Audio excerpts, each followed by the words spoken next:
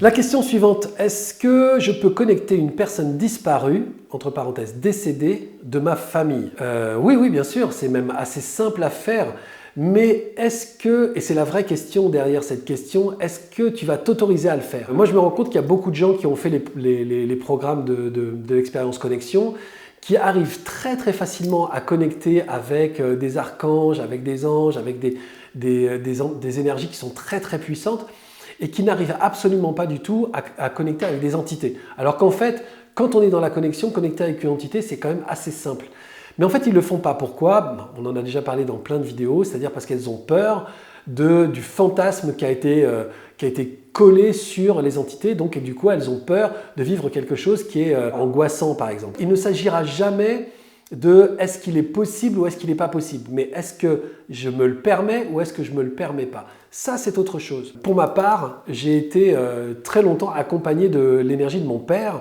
Donc mon père qui est décédé a été très souvent avec moi. On m'a même prévenu. On m'a dit ton père cherche à te joindre, mais il se trouve qu'après son décès, je le sentais très présent. Mais je pensais que c'était parce qu'il était décédé et que j'étais touché par son décès. Donc voilà, je n'ai pas imaginé que c'était son énergie, mais je le sentais très présent. Et une de mes amies m'a dit ton père essaie de rentrer en contact avec toi depuis qu'il est parti. Alors en plus, cette personne croyait que mon père était vivant parce qu'elle avait vu récemment un article que j'avais fait où je parlais de mon père et donc elle pensait bêtement que en fait, si j'en parlais, c'est qu'il était vivant.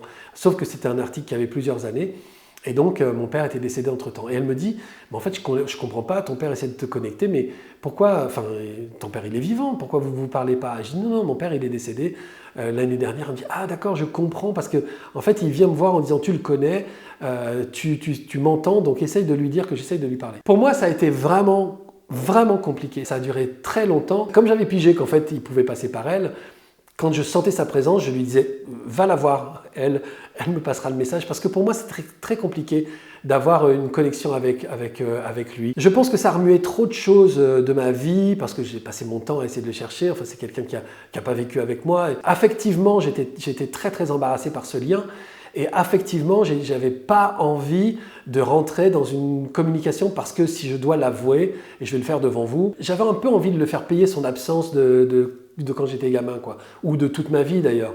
Donc, plutôt de rentrer en contact avec lui, ce que je trouvais plutôt assez facile, c'était ma façon à moi de le faire payer un peu en disant bah, écoute, t'as pas été là de ton vivant, maintenant que t'es plus là, t'es plus là quoi. Ça a duré plusieurs années comme ça. Et donc en fait, j'arrivais pas à connecter avec son énergie, pas parce que c'était pas possible, mais parce que moi je m'en donnais pas l'autorisation. Comme aussi souvent, j'ai pas connecté avec certaines énergies parce que je m'en donnais pas l'autorisation. Comme souvent, au début, je connectais pas avec les entités simplement parce que j'avais peur, donc je me donnais pas l'autorisation. Donc oui, si vous travaillez dans l'expérience connexion, vous allez pouvoir connecter l'intégralité des énergies, connecter les énergies de la forêt, les énergies des animaux, les énergies des entités, les énergies spirituelles. Vous allez pouvoir le faire sans aucun problème. Simplement, est-ce que vous allez vous donner l'autorisation de vivre cette expérience? Dans l'expérience connexion, on est accompagné pour comprendre qu'il n'y a d'abord aucun danger et que vous avez la main sur votre connexion.